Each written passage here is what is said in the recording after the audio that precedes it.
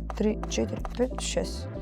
А професорке, што за вас значеше проектот за јакнување на улогата на народниот правобранител во еколошката правда за заштита на животната средина во нашата држава? Прво значеше предизвик, затоа што е навистина предизвик да ставиш се во едни чек листи, се од правни акти, од подзаконски акти, од институции кои што се со мандат да решаваат вакви прашања и да го трасираш патот за граѓаните полесно се снаоѓаат до остварување на своето право на здрава животна средина е најголем предизвик. Така тоа е важно за еколошката правда што ние се трудиме да ја постигнеме.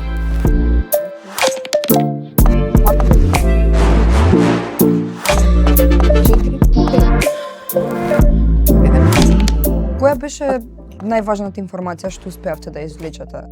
Мапирањето фактички на еколошките црни точки. Одредено подрачје може да го рангираме како еколошки црна точка и од тука да се тргне, да се знае што и како понатаму, колку треба да е загадувањето, прашање од техничка природа да се разрешат за да се знае кој натаму е надлежен и што треба да прави за да се реагира превентивно, а не реактивно. Секогаш кога ќе настане небелја, тогаш да реагираме, туку да може и превентивно да се реагира.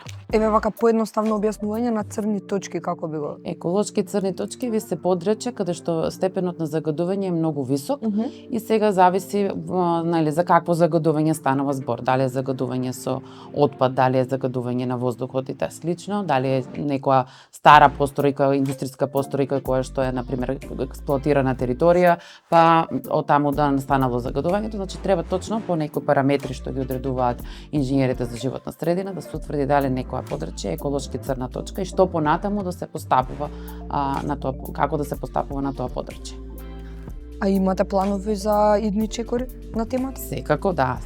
Значи, од сега веќе кога имаме една методологија како да се постапува и во лоцирањето на еколошките црни точки, што понатаму и кои се правните механизми и како граѓаните да ги остварат своите права, ова фактички не е само да остане на хартија, туку да се зајакнат механизмите кај народниот правобранител за да може ефикасно да го штити правото на здрава животна средина кај граѓаните. Кој успех би го издвоила како најважен? Успехот најважен по нас е тоа што успеавме да најдеме компаративно дека и во другите земји, други градови, региони ги има истите проблеми, но има успешна завршница. Значи еве таков пример е градот Краков во Полска, кој што бил долги години еден од најзагадените градови во светот, а денес е пример за еколошки чист град. Значи веќе кога имаме успешна приказна која што може да ја следиме, мислам дека тоа е за нас најинтересно што може да го